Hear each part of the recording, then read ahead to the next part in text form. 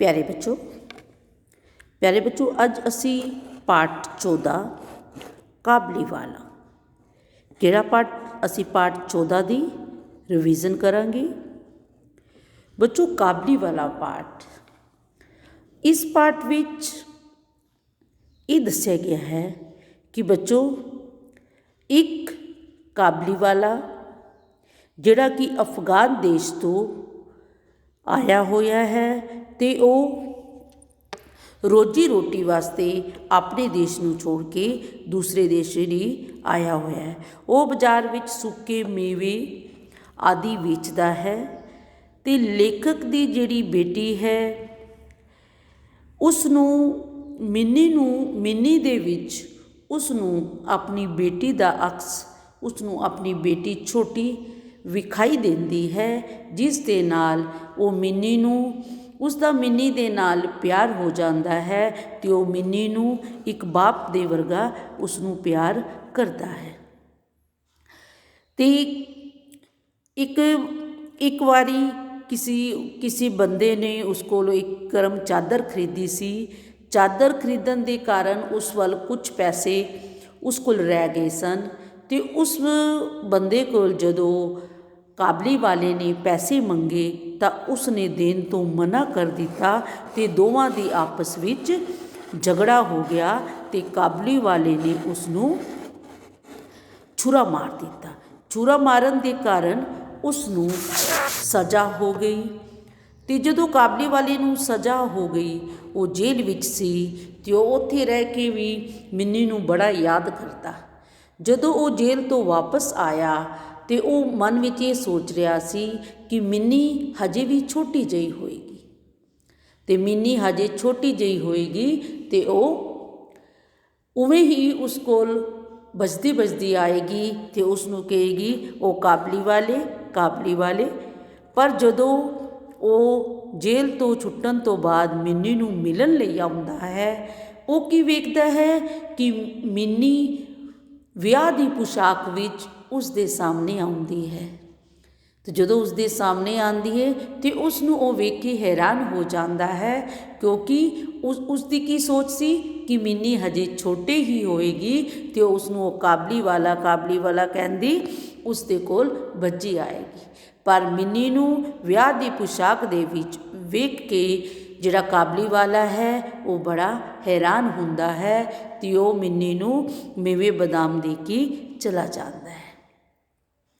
इस पाठ विच बच्चों एक काबली वाला अफगान देश तो जिहड़ा आदमी रोजी रोटी वास्ते अपने देश नूं अपने परिवार नूं छड़ के दूसरे देश विच आके कम धंधा करते हैं उन्हां दी व्यवस्था नूं वर्णन किया गया है कि किस तरह वो अपने बच्चों के प्यार नूं भी तरसते हैं।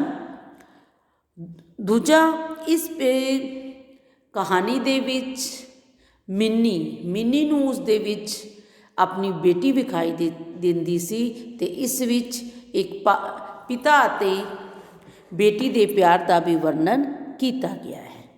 हुण बच्चों असी इस पाठ के प्रश्न उत्तर रिवाइज करांगे। तुसी सारे बच्चे अपनी पंजाबी दी नोटबुक निकालो जिस विच तुहाडा पाठ 14 काबली वाला लिखिया हो।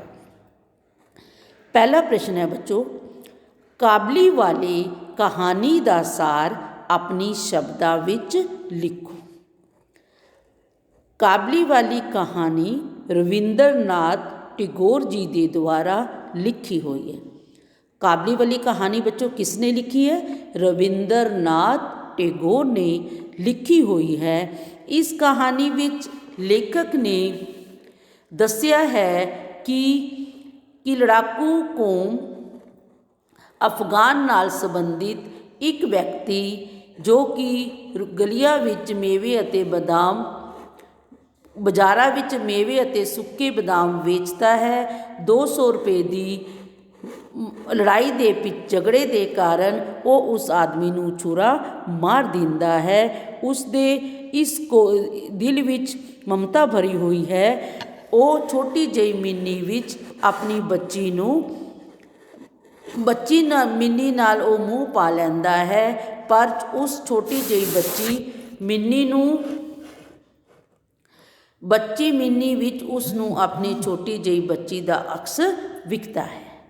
ਕਾਬਲੀ ਵਾਲਾ ਕਹਾਣੀ ਬੱਚੋ ਰਵਿੰਦਰ ਨਾਥ ਟੈਗੋਰ ਦੀ ਲਿਖੀ ਹੋਈ ਹੈ। ਇਸ ਕਹਾਣੀ ਵਿੱਚ ਲੇਖਕ ਨੇ ਦੱਸਿਆ ਹੈ ਕਿ ਲੜਾਕੂ ਕੌਮ ਅਫਗਾਨ ਨਾਲ ਸੰਬੰਧਿਤ ਇੱਕ ਵਿਅਕਤੀ ਜੋ ਗਲੀ ਬਾਜ਼ਾਰਾਂ ਵਿੱਚ ਸੁੱਕੇ ਮੇਵੇ ਵੇਚਦਾ ਹੈ, 200 ਰੁਪਏ ਦੇ ਝਗੜੇ ਦੇ ਕਾਰਨ ਉਹ ਇੱਕ ਆਦਮੀ ਨੂੰ ਛੁਰਾ ਮਾਰ ਦਿੰਦਾ ਹੈ। ਉਸ ਦੇ ਦਿਲ ਵਿੱਚ ਮਮਤਾ ਭਰੀ ਹੋਈ ਹੈ। ਉਹ ਛੋਟੀ ਜਿਹੀ ਮਿੰਨੀ ਵਿੱਚ ਨਾਲ ਉਹ ਮੂੰਹ ਪਾ ਲੈਂਦਾ ਹੈ ਅਤੇ ਉਸ ਨੂੰ ਛੋਟੀ ਜਿਹੀ ਮਿੰਨੀ ਦੇ ਵਿੱਚ ਉਸ ਨੂੰ ਛੋਟੀ ਜਿਹੀ ਆਪਣੀ ਬੱਚੀ ਦਾ ਅਕਸ ਦਿਖਾਈ ਦਿੰਦਾ ਹੈ। ਅਗਲਾ ਪ੍ਰਸ਼ਨ ਹੈ ਬੱਚੋ, ਕਾਬਲੀ ਵਾਲੇ ਨੇ ਕਿਸ ਕਸੂਰ ਦੀ ਸਜ਼ਾ ਮਿਲੀ? ਉਸ ਨੇ ਇਹ ਕਸੂਰ ਕਿਉਂ ਕੀਤਾ? ਕਾਬਲੀ ਵਾਲੇ ਨੂੰ ਬੱਚੋ ਕਿਸ ਕਸੂਰ ਦੀ ਸਜ਼ਾ ਮਿਲੀ ਸੀ? ਕਾਬਲੀ ਵਾਲੇ ਨੇ ਇੱਕ ਆਦਮੀ ਨੂੰ ਛੁਰਾ ਮਾਰ ਦਿੱਤਾ ਸੀ। ਉਸ ਨੇ ਛੁਰਾ ਇਸ ਲਈ ਮਾਰਿਆ ਸੀ ਕਿਉਂਕਿ ਉਸ ਬੰਦੇ ਨੇ ਕਾਬਲੀ ਵਾਲੇ ਕੋਲੋਂ ਇੱਕ ਚਾਦਰ ਉਧਾਰ ਲਿੱਤੀ ਸੀ ਅਤੇ ਚਾਦਰ ਦੀ ਕੀਮਤ ਦੇ ਕੁਝ ਪੈਸੇ ਉਸ ਬੰਦੇ ਵੱਲ ਉਧਾਰ ਰਹਿੰਦੇ ਸਨ, ਜਿਨ੍ਹਾਂ ਨੇ ਉਸ ਨੂੰ ਦੇਣ ਤੋਂ ਮਨਾ ਕਰ ਦਿੱਤਾ ਅਤੇ ਦੋਵਾਂ ਦਾ ਆਪਸ ਵਿੱਚ ਝਗੜਾ ਹੋ ਗਿਆ ਅਤੇ ਕਾਬਲੀ ਵਾਲੇ ਨੇ ਉਸ ਨੂੰ ਛੁਰਾ ਮਾਰ ਦਿੱਤਾ। ਕਾਬਲੀ ਵਾਲੇ ਨੇ ਬੱਚੋ ਇੱਕ ਆਦਮੀ ਨੂੰ ਛੁਰਾ ਮਾਰ ਦਿੱਤਾ। ਉਸਨੇ ਛੁਰਾ ਇਸ ਲਈ ਮਾਰਿਆ ਕਿਉਂਕਿ ਉਸ ਬੰਦੇ ਨੇ ਉਸ ਕਾਬਲੀ ਵਾਲੇ ਕੋਲ ਇੱਕ ਚਾਦਰ ਖਰੀਦੀ ਸੀ ਅਤੇ ਚਾਦਰ ਦੀ ਕੀਮਤ ਦੇ ਕੁਝ ਪੈਸੇ ਉਸ ਬੰਦੇ ਵੱਲ ਉਧਾਰ ਸਨ, ਪਰ ਜਦੋਂ ਉਸਨੇ ਉਸ ਤੋਂ ਉਹਨਾਂ ਨੂੰ ਦੇਣ ਤੋਂ ਮਨਾ ਉਧਾਰ ਦੇ ਜਾਂਦੇ ਸਨ, ਜਿਨ੍ਹਾਂ ਨੇ ਉਸ ਨੂੰ ਦੇਣ ਤੋਂ ਮਨਾ ਕਰ ਦਿੱਤਾ, ਦੋਵਾਂ ਦਾ ਆਪਸ ਵਿੱਚ ਝਗੜਾ ਹੋ ਗਿਆ ਅਤੇ ਕਾਬਲੀ ਵਾਲੇ ਨੇ ਉਸ ਨੂੰ ਛੁਰਾ ਮਾਰ ਦਿੱਤਾ। ਅਗਲਾ ਪ੍ਰਸ਼ਨ ਹੈ ਬੱਚੋ, ਅੰਤ ਵਿੱਚ ਰਹਿਮਤ ਮਿੰਨੀ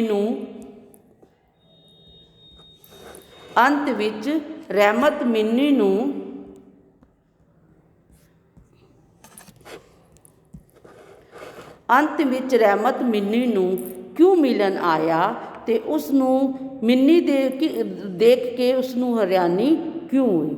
ਕਹਾਣੀ ਦੇ ਅੰਤ ਵਿੱਚ ਰਹਿਮਤ ਮਿੰਨੀ ਨੂੰ ਇਹ ਸੋਚ ਕੇ ਮਿਲਣ ਆਇਆ ਕਿ ਜਿਵੇਂ ਮਿੰਨੀ ਅਜੇ ਛੋਟੀ ਜਿਹੀ ਬੱਚੀ ਹੀ ਹੋਵੇਗੀ ਅਤੇ ਉਹ ਪਹਿਲਾਂ ਵਾਂਗ ਹੀ ਕਾਬਲੀ ਵਾਲਾ ਕਹਿੰਦੀ ਉਸ ਕੋਲ ਭੱਜੀ ਆਵੇਗੀ। ਪਰ ਉਸ ਦੇ ਸਾਹਮਣੇ ਜਦੋਂ ਮਿੰਨੀ ਵਿਆਹ ਦੇ ਪੁਸ਼ਾਕ ਵਿੱਚ ਆਈ, ਸੱਜੀ ਧੱਜੀ ਵੇਖ ਕੇ ਕਾਬਲੀ ਵਾਲਾ ਉਸ ਨੂੰ ਹੈਰਾਨ ਰਹਿ ਗਿਆ, ਕਿਉਂਕਿ ਕਾਬਲੀ ਵਾਲਾ ਤਾਂ ਜੇਲ੍ਹ ਵਿੱਚ ਸੀ। ਉਸਨੇ ਜਦੋਂ ਜੇਲ੍ਹ ਦੀ ਸਜ਼ਾ ਪੂਰੀ ਕੀਤੀ ਅਤੇ ਉਹ ਮਿੰਨੀ ਨੂੰ ਮਿਲਣ ਆਇਆ ਅਤੇ ਉਹ ਇਹ ਸੋਚ ਰਿਹਾ ਸੀ ਕਿ ਹਜੇ ਮਿੰਨੀ ਛੋਟੀ ਜਿਹੀ ਬੱਚੀ ਹੋਵੇਗੀ ਅਤੇ ਉਸ ਨੂੰ ਉਹ ਕਾਬਲੀ ਵਾਲਾ ਕਹਿੰਦੀ ਉਸ ਕੋਲ ਭੱਜੀ ਆਏਗੀ ਅਤੇ ਉਸ ਦੇ ਸਾਹਮਣੇ ਆਏਗੀ ਤਾਂ ਰਹਿਮਤ ਦੀ ਪੁਸ਼ਾਕ ਗਹਿਣਿਆਂ ਨਾਲ ਸੱਜੀ ਮਿੰਨੀ ਨੂੰ ਵੇਖ ਕੇ ਉਹ ਉਸ ਨੂੰ ਹੈਰਾਨ ਹੋ ਗਿਆ ਅਤੇ ਉਹ ਸੋਚਣ ਲੱਗਿਆ ਕਿ ਮਿੰਨੀ ਹਜੇ